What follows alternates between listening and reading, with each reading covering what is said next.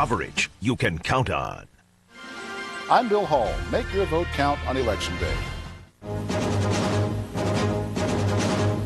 The candidates. One day to go, their final crisscrossing blitz on Election Eve in the battleground states. The voters, getting them to the polls, already heavy early voting, and problems in some key places. The nightmare. What if there's a tie? There are many ways it could happen. And the names. When it comes to Bush and Kerry, Cheney and Edwards, what you see may not be what you get. This is NBC Nightly News with Tom Brokaw. Reporting tonight from NBC News election headquarters on Democracy Plaza. Good evening from Democracy Plaza. The candidates tonight are racing from battleground state to battleground state, making their final appeals. The phone banks are humming in get-out-the-vote operations in those same states. Vans, cars, and buses are trucking voters to the polls for early balloting in 20 states, including Florida and Wisconsin. Time is running out, and yet both campaigns are ever more confident they have the winning strategy. Voter turnout will be the key. How many and who and where? This was the president's itinerary today, the big industrial states, the Midwest, and the Southwest.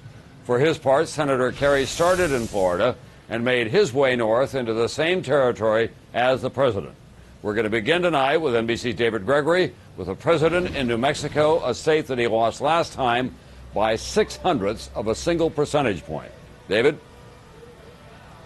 Tom, the president is in the middle of a 19-hour campaign day. His energy's been high. Aides say he is very confident. But the campaign's own internal polls show this race tighter than expected in states they now consider must-wins. One advisor says tonight anyone who is not worried at this point should be. A grand entrance at dawn in Wilmington, Ohio. The type of campaign finale only an incumbent president can stage. The President of the United States and Mrs. Laura Bush. Today's warm-up pitch from Red Sox ace and Republican Curt Schilling. Tell them you're voting for President Bush and get them on board, too. The president showing the strain and fatigue of a grueling final mile, making a final pitch himself, urging Ohio, hard hit by heavy job losses, to keep its faith in him. I know the economy of this state has been through a lot, but we are moving in the right direction. The Bush campaign is well aware most voters have already made up their mind. Advisors say today is about motivating supporters. Everybody who's here at this rally today, everybody who was at the rally of 40-some-odd thousand last night in Cincinnati is going to feel a special passion about helping make certain that friends and family and co-workers get out to the polls to support the president. The president also told reporters he hopes to reach the few undecideds left. This is a 7-stop day because I want to continue telling the people what I intend to do to protect them. At the same time, the campaign's ground game is well underway. I'm calling on behalf of re-electing President Bush. Can he count on your vote tomorrow? In Ohio alone, volunteers were expected to contact more than 1.2 million voters during the final 72 hours. And while members of the president's inner circle have for days appeared to be in a great mood, it's impossible to know whether the confidence is genuine. What is clear is that both campaigns are fighting for every prize on the electoral map. Vice President Cheney in Hawaii, where there is a closer than expected contest for its 4 electoral votes, accusing John Kerry of talking tough to obscure a record of weakness on national security. You can put all the lipstick you want on a pig, but at the end of the day, it's still a pig. Tonight, at the specific request of the First Lady, the president will hold his final campaign rally, where his political career began in Dallas. It promises to be an emotional end to a day that aides describe as in part nostalgic for the president, who is, after all, running in his final campaign. Tom? Thanks very much, NBC's David Gregory tonight. And Senator Kerry tonight went back to Michigan, a state his team thought it had wrapped up. But in the last week, that traditionally Democratic state appeared to be back in play. NBC's Kelly O'Donnell is there tonight. Kelly? Good evening. evening, Tom. John Kerry will campaign until 2 or 3 in the morning, and his aides are already making claims about their performance among early voters. Aides say that they have compared lists of voters they know about against official early voting records in battleground states, and they claim more supporters of Kerry have already voted. Waking up in Florida, Kerry's final campaign day, a mix of prayer and politics, first attending Catholic Mass. Attempting to leave no baby unkissed and no hand unshaken. The next president of the United States! A quickened last-day pace, the often long-winded candidate cut his remarks to just 5 minutes in Orlando. This is the choice. This is the moment of accountability for America, and it's the moment where the world is watching what you're going to do. Next stop, a sopping wet Wisconsin. You guys look so wonderful, wet and bundled and all huddled up. Kerry's 24th visit here, and he'll be back again later to spend the night.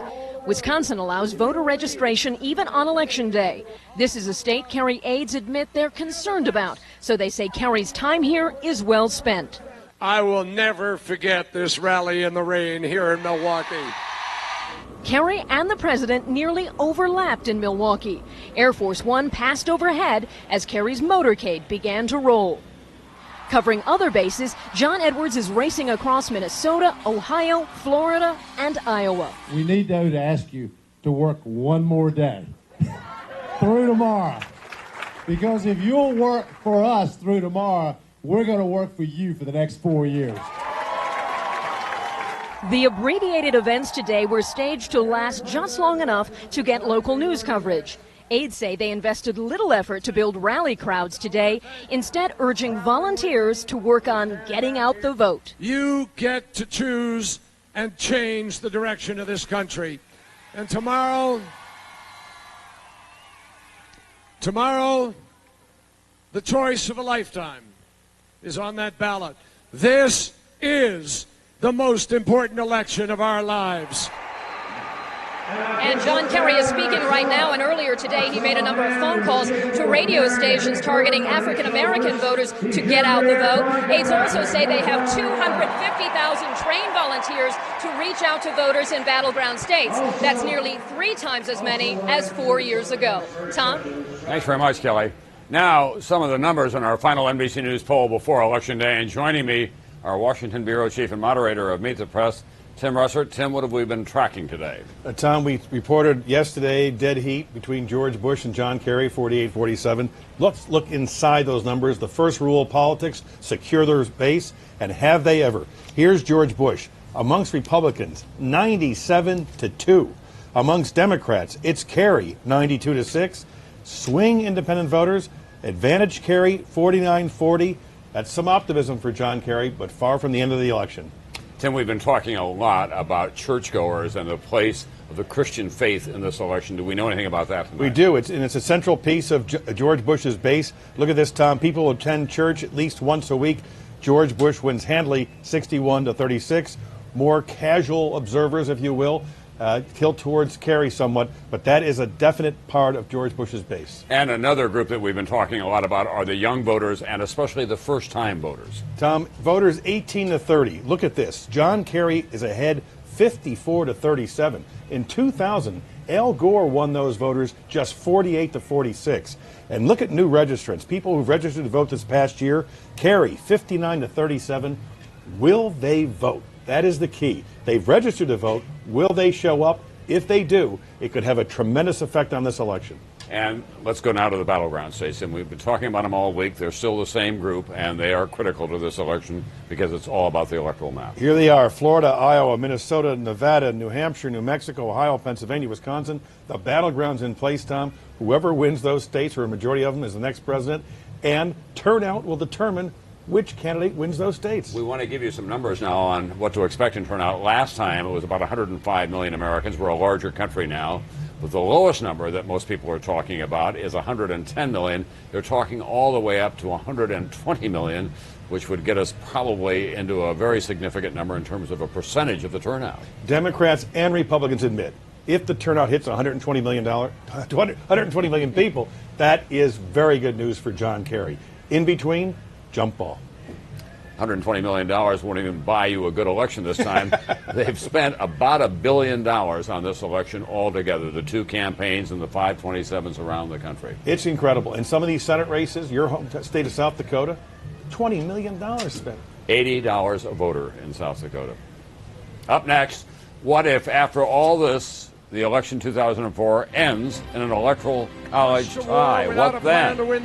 Also, the latest on the health of Supreme Court Justice Rehnquist. New signs that his cancer may be more serious than everyone thought.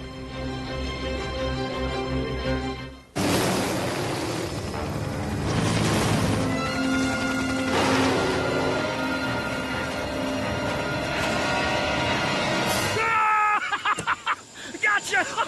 That was a good one. Honey, did you get it? I got it! What would you do on your own private island? Check your mail for the Capital One No Hassle Island giveaway. You could instantly win your own island or one of hundreds of island getaways. What's in your wallet? If you use Imitrex, here's a special offer just for you. Save up to $60 on 6 refills of prescription Imitrex just by calling 1-800-Imitrex or visiting our website at imitrex.com. Don't wait to save. Call or visit today. Imagine a dental plan with great word of mouth. Crest White Strips is the #1 dentist recommended brand. 20 million people have already tried them. What are you waiting for? Crest White Strips. For the nagging joint pain and stiffness of osteoarthritis, over-the-counter pills may not always be what you need, but some prescriptions may not be right for you. That's why there's Celebrex for joint pain relief. Nothing more and nothing less. Celebrex targets the source of pain and inflammation. It doesn't make you foggy, and it's not narcotic. Your pain doesn't slow you down, and neither should your pain reliever. Celebrex should not be taken if you've had aspirin-sensitive asthma or allergic reaction due to aspirin or other arthritis medicines or certain drugs called sulfonamides. In rare cases, serious stomach problems such as bleeding can occur without warning. Tell your doctor if you have kidney or liver problems.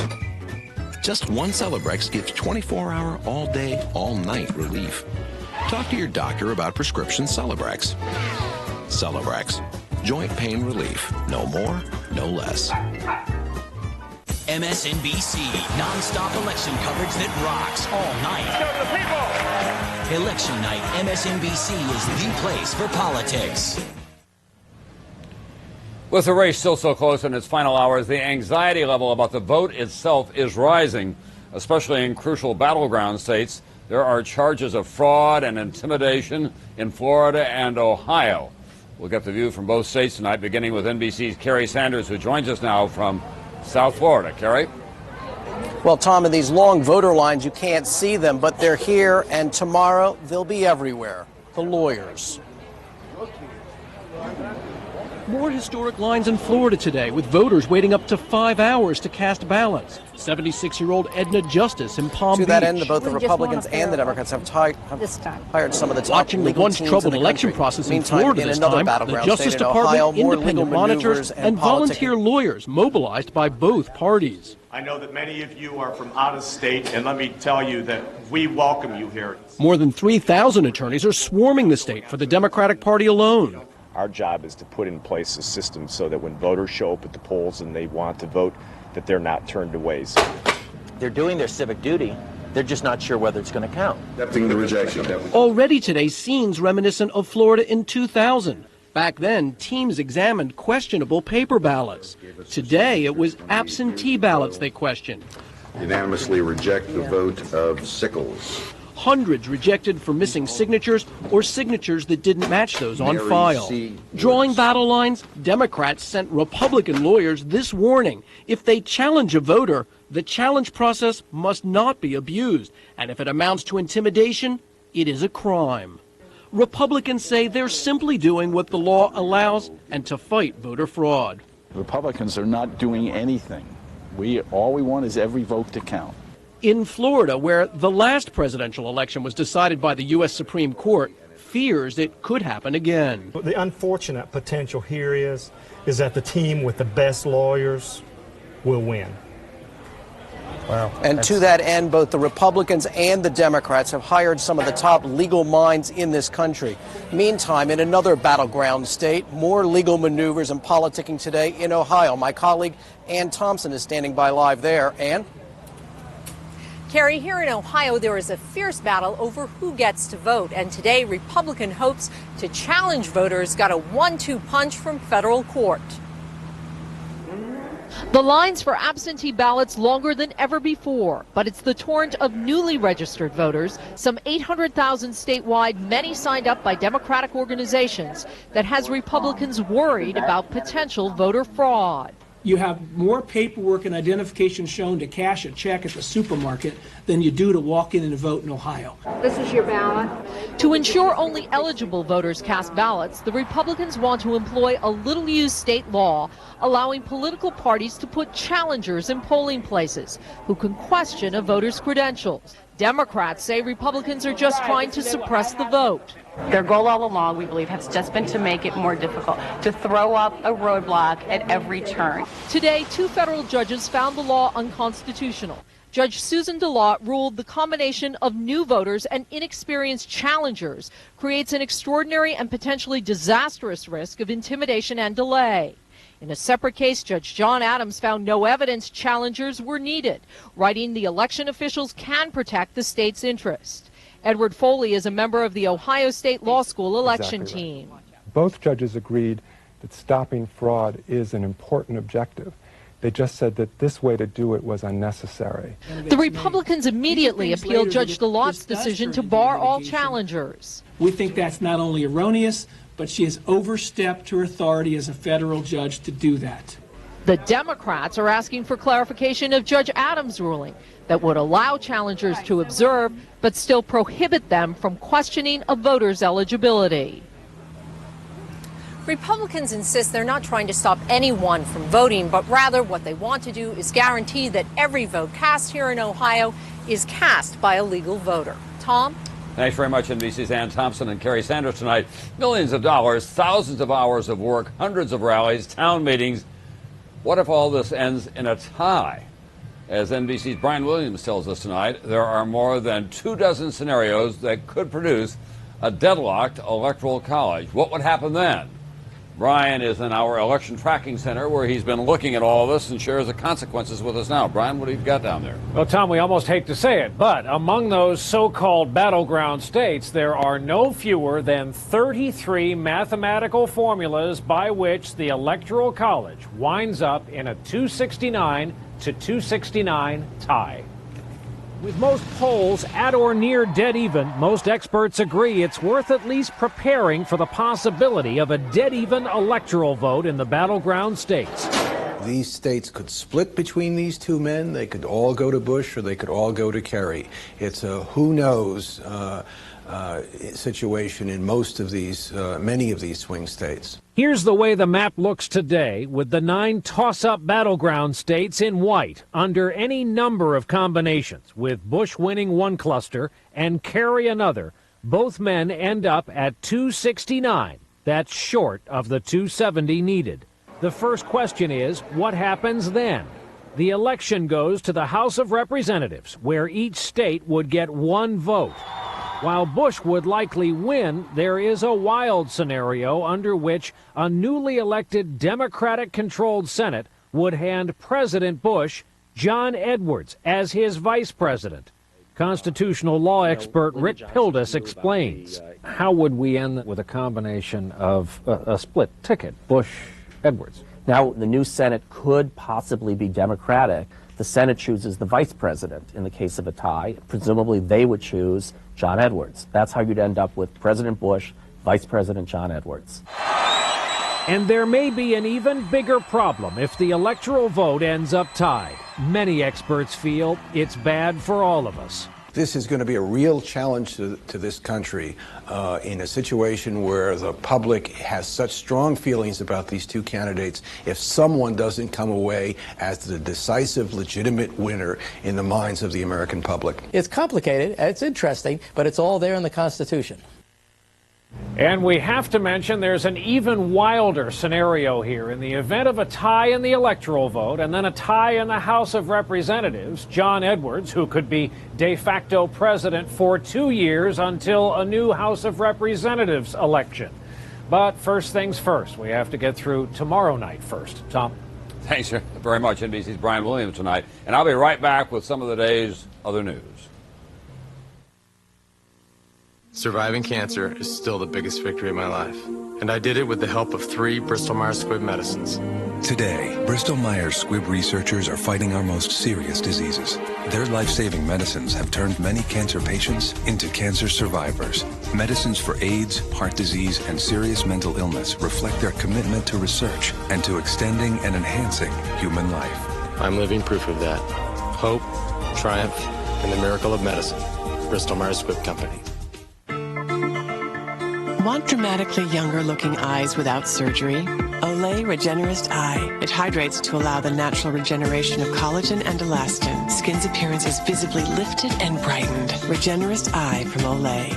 With all the recent news about prescription medications, a lot of my friends are concerned about what to do for their arthritis pain. I'm not. I'm doing what my doctor told me to do years ago. Take Aleve. He said the active ingredient in Aleve has been trusted by doctors for all-day relief of minor arthritis pain for nearly 30 years. Aleve really works. But don't take my word for it.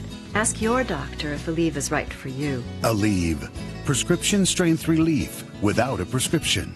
When your name's on the door, that's a commitment and a responsibility, be it the corner bakery or a company like ours with over 3 million clients. Now, more than ever, it's important to know who you're investing with. All of us in local offices across America are committed to one goal, helping you, the individual investor, succeed in every way we can. And you know, I'll stake my name on that.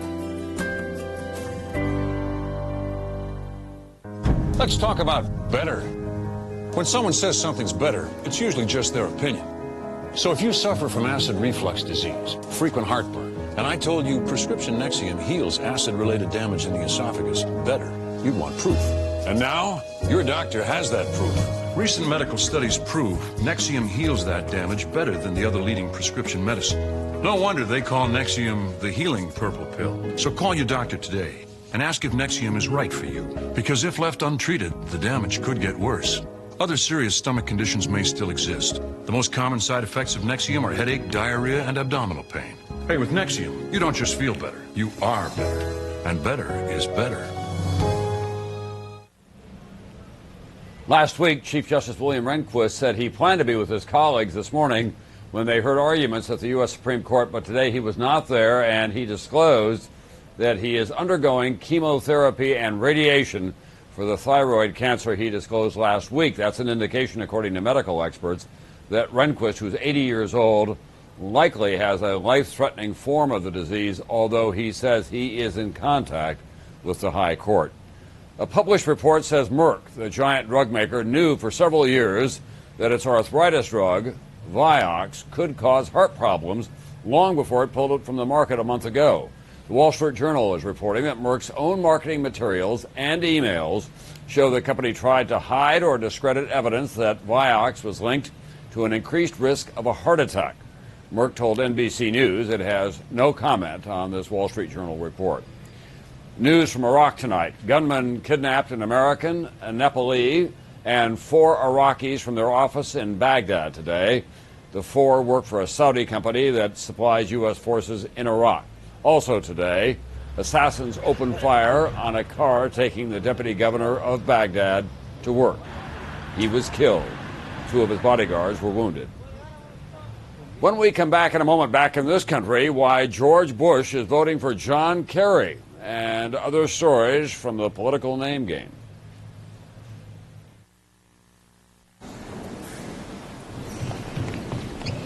Ooh, scary. Yeah, and I bet they didn't have that insurance back then. What? Aflac. It gives your mommy money if she's sick and can't work. What does? Aflac. Pay attention. To what? Aflac. Aflac. Ask about it at work. Aflac. So I'm wondering, what's a Thermacare heat wrap? Then I put it on my aching back and I realized, oh, it's like a heating pad without a cord. And my pain just melts away. Yes, I feel like I could do backflips. No. Honey, I'm home. You didn't start yet? You can watch upstairs.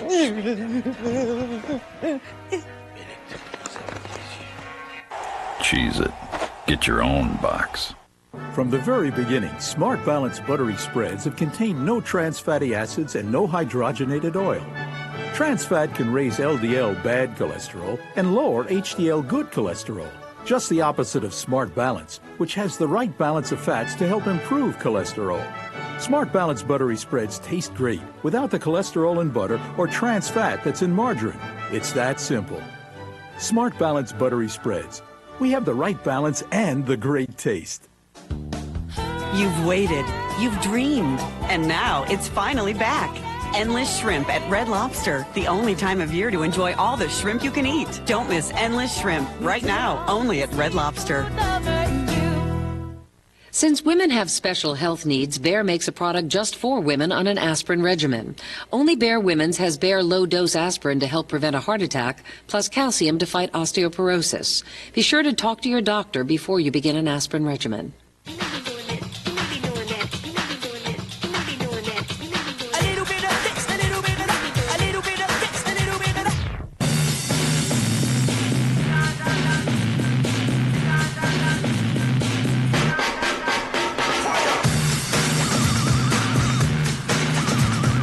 The all-new 2005 Hyundai Tucson with America's best warranty. Perfect for whatever, whenever. Decision 2000. Tonight at 6 on Channel 4 News. They've already cracked down on speeding. Now Metro Police have their eye on a new set of drivers, and they're determined to catch them. We'll explain. And a popular country song gets one student suspended. Larry Brenton explains in tonight's Word on the Street. Tonight at 6 on Channel 4 News. Coverage you can count on. So here are some names that we all know by now: Bush and Kerry, Cheney and Edwards. But what if they're your name and you're not the candidate? Here's NBC's Bob Paul. This election, you can't always tell the players, even with all those campaign signs. You chuckle sometimes when you see those signs? Yeah. In Wellington, Ohio, the sign in the front yard reads Bush Cheney, but the voter on the front porch is Kerry Edwards. Let Mr. Bush do his thing. In Parma, Ohio, however, the pipe fitter with a pickup touting John Kerry is named George Bush. George D. Bush. D as in? Don't vote for Bush. It's all a sign of the political world turned upside down, where names aren't what they seem. You know, George, I can call you George, or would you prefer Mr. President? President be fine. And if names aren't confusing, consider, please, the lookalikes. Some people say, Mr. Cheney. And I say, yes. No, in Sheffield Lake, Ohio, that's not Vice President Dick Cheney. That's Vice Principal Bob Schaefer.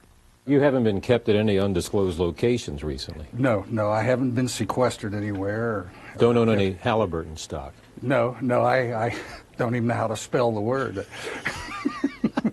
Some things do run true to form. Tuesday, John Edwards will get substitute teacher John Edwards' vote, even if the name doesn't exactly electrify his students. Most of the kids think my first name is Mr. So, voters, mark your ballots. While Kerry Edwards scours newscasts looking for ammunition for Bush Cheney, and George Bush continues his one-man motorcade against George Bush.